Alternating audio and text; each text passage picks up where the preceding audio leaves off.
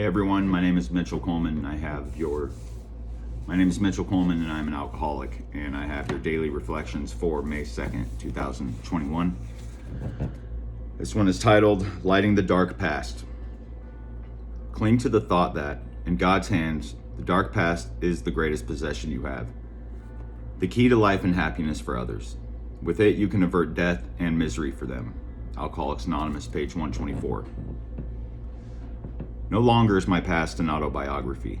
It is a reference book to be taken down, opened, and shared. Today, as I report for duty, the most wonderful picture comes through.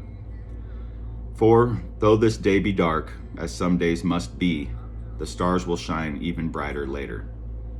My witness that they do shine will be called for in the very near future. All my past will this day be a part of me, because it is the key, not the lock. This is a good one. This is May, so it's focusing on step 5, admitted to God, to ourselves, and another human being, the exact nature of our wrongs. And I have made a terrible wrong. I have hurt many people, and I've hurt and lost the one that I love the most. And it is a gut-wrenching feeling. It is horrible.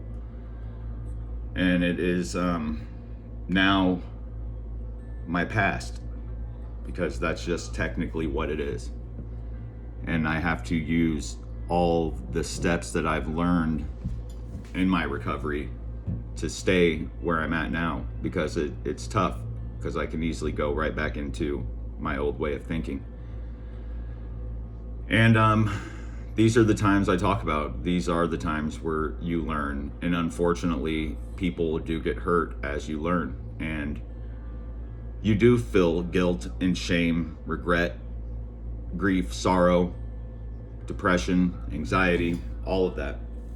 But I have to remember these are feelings, and I need to use them for what they are. Feelings that I don't want to feel again.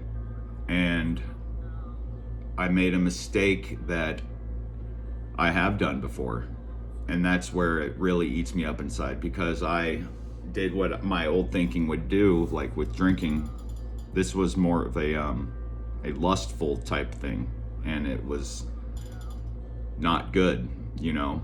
And I knew I have an issue with that, so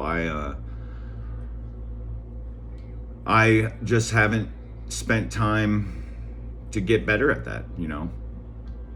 And I pushed it to the side and thought it wasn't a big deal, and it is. It's something that I need to work on. So I am going to focus more on that now as well, because this is still a learning process for me. And I've said it before in other videos, I don't know how to do this. I'm just the same as anyone else, and I am a human being, and I make mistakes, and people get hurt, and that is life, and this is the way we get better. And it doesn't make it easy. It is very difficult, but like it says, that is the past, and the future me will learn from it. And people get tired of hearing you say things like, I will learn from it, and you don't do anything about it. And that's true. But then on the other end, I can go to that spot in my mind where I'm like, it is true. I can't change. This is who I am. I don't deserve anything. And I'm not that. I do deserve, and I do deserve love, and I do love. I am a very loving, good person. I'm a wonderful father. I am a good partner to have. And I made a mistake. And I'm not asking for any sort of forgiveness or acceptance from anyone for any of this. I'm just sharing it so I can possibly help people, because this feeling hurts insanely bad, and it might not show because I've been through this feeling before, and it does hurt. It's a very horrible feeling, but I'm thankful for where I am to be able to stay strong during it. And it's so many things that can lead lead up to these kind of things happening, and it's very important. And my communication was not there. My studying was not there.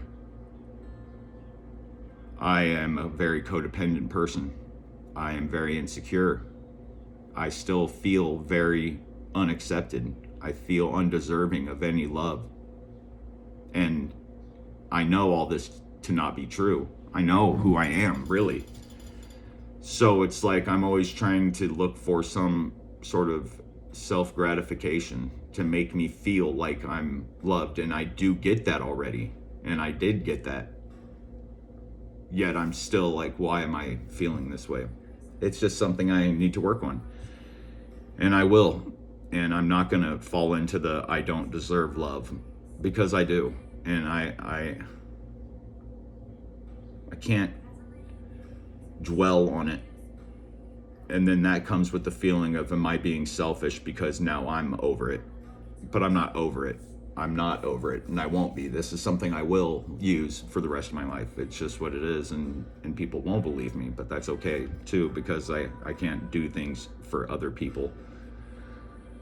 So it's a weird feeling when you have hurt someone to know that you feel like, okay, I did that. I need to start learning and grow from it, because it might appear as if you have easily gotten over it, which is not the case, while the other person is still suffering. And it sounds selfish, but it's not. I need your guys' help just the same as I want to help everyone else. And that's why it is so important. It's so important. And I really do mean, if I ask for like comments and stuff, I want you guys to say something. I need your help. I am a sick person. And anyone that I've hurt in this, I feel horrible about it. My intentions are never to hurt people. I am a kind, loving person. And it's not hypocritical of me to say that and still mess up, because that's what we do as humans. I need to let go of my guilt. I need to let go of desire and lust, which that stuff is everywhere. It's everywhere. And I found myself on social media, found myself on the internet, and you see this stuff everywhere, and it's hard. So as an alcoholic, you can replace one addiction for another. And I started becoming too focused on all this sexual stuff that's everywhere. It is what it is, and it is everywhere. It's scary and it's gross. And I got to focus on my communication better. I have to communicate better with my sponsor. I have to communicate better with my partner. I have to communicate better with everyone and find that way, because it's critical. Because if I don't, I start going into my head and coming up with these scenarios that are not even happening. And it's one of the things we do, or we become mind readers. We become mind readers and fortune tellers, and we see the future, and we come up with these things that are happening that are not gonna happen. But then we can use those to start holding secret resentments. We can start coming up with ways to justify the way we're acting. And people can tell when you're in a bad spot, and I have been in a bad spot for like a few weeks, and I really couldn't quite pinpoint it, but I could, but it's things I didn't want to talk about. And again, I made a mistake, a horrible mistake, and I will learn from it. And this is a good daily reflection, and I just